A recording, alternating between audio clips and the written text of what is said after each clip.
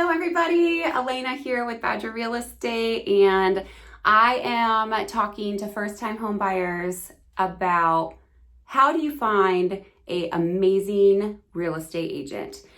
I interviewed a couple of first-time home buyers and asked them, what's your top 10 questions that you have when you're getting ready to invest in the real estate market? And a lot of them ask this question: how do I find a great real estate agent? And it's a fantastic question. Real estate agents are everywhere. There's thousands of real estate agents in the country. So I figured I would touch base on this topic. I'll keep it short, I'll keep it brief, but these are the three key components that I thought were a great place to start when you're looking for a real estate agent. So my first point, I really highly believe in referrals. I think referrals are a great way to start looking for agents. Ask your friends and family that own property, who did you use?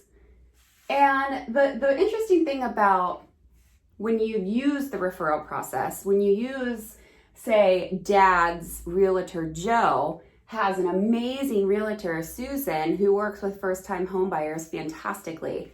So Joe will refer Susan to you, and then Joe gets X amount percentage of the commission once the transaction closes.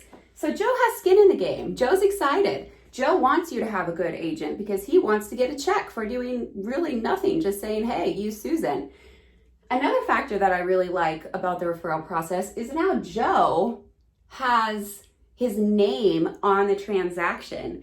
And that's one thing realtors truly do not like, is when their name is on a transaction that went bad. They hate slandering. They hate when their name is on negative transactions because it's their reputation. I mean, we get that. Everybody gets that, right? So I think this is a really good way to go with the referrals. It's not what you know, it's who you know. So the next way I think you could really find a great agent is by looking on Zillow Premier Agents. Zillow Premier Agents, they are agents that actually pay thousands of dollars a month in marketing with Zillow. And when agents are paying thousands of dollars in marketing, they normally have a pretty good business plan set up. They have a good administration. They have good systems and processes in place, and they're ready to close deals. Badger Real Estate has been Zillow Premier Agents, and we've had a great success out of it. It is a wonderful tool. I really do feel like there's some amazing agents on Zillow.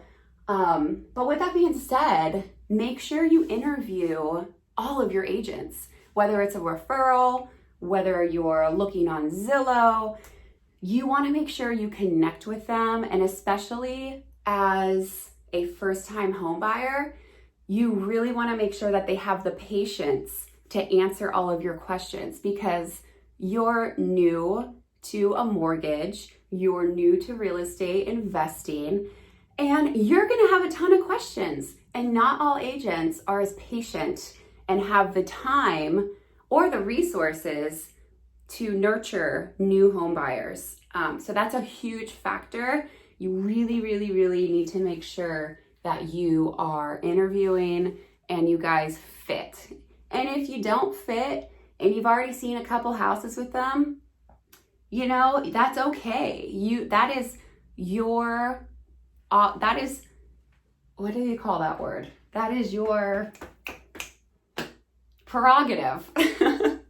That's your prerogative. You're spending hundreds of thousands of dollars.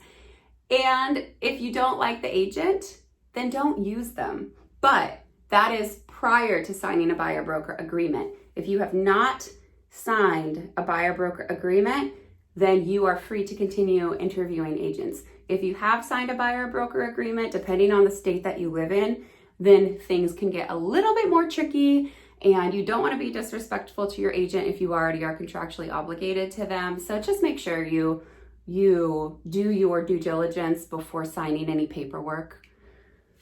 And last but not least, yours truly, Badger Real Estate. I know that kind of sounds a little cheesy, right? But that is kind of like what we do. I love first-time home buyers. I was a first-time home buyer 3 years ago. I bought a condo in Redmond, Washington, and I was scared out of my mind. What if I can't make my mortgage? Will my credit fail? What if I go into foreclosure? What if the house needs work and I can't afford it? These are all really, really scary questions for first-time home buyers. And the other factor is, don't be afraid, because you can always sell.